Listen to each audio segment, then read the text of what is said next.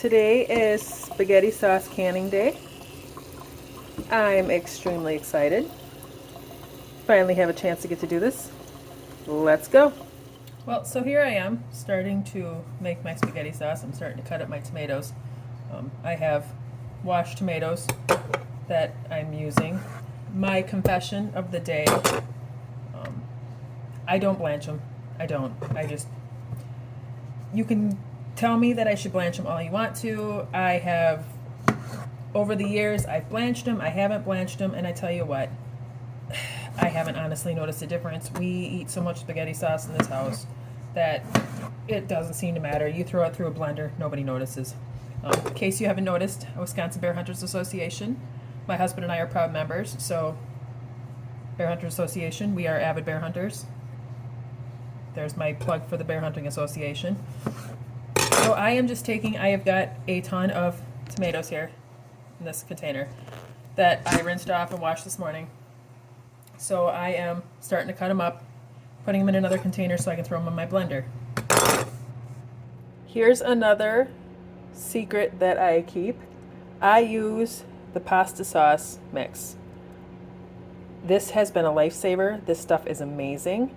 I could make my own spaghetti sauce from scratch in a recipe, but this makes life so much easier, and it tastes good. My family loves it. So here are my tomatoes all cut up, ready to go into my blender, which I have full because I've been blending a little bit already. It's somewhat full. I put it on the puree setting. Ooh.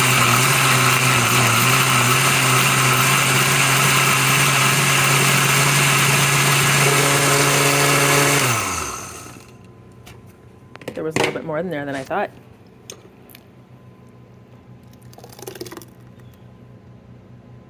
Poured into my container. I will need 5 of these containers, which holds 4 cups apiece. That's what I will need for this batch. And here we go. So here I have my 20 cups of tomato puree in my big non-reactive kettle. I threw in 2 seasoning mixes. This will be the equivalent for making 10 pints or 5 quarts.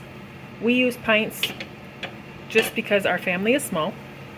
Then we don't have many leftovers. We're not big leftover people.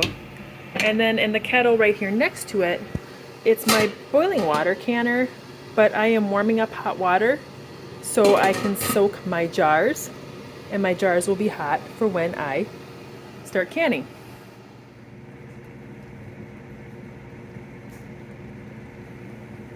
Now it's time to fill our jars.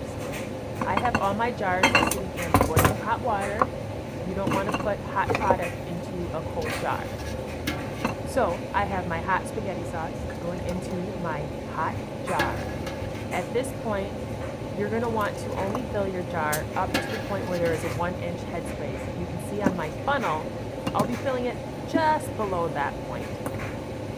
And then I will stop. You're going to need room for expansion when your jar is in the canner, whether it be a pressure canner or a boiling canner.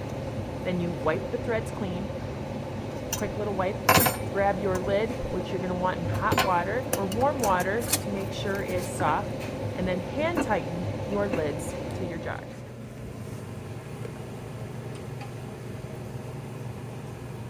After all of the jars are lowered into the canner, I set my timer for 40 minutes, which is what it needs to be. And then you put the cover on, and they have to have a rolling boil for 40 consistent minutes. Taking my jars out of the canner, I make sure I put them on a towel so they don't touch each other and they have their own space so they can cool.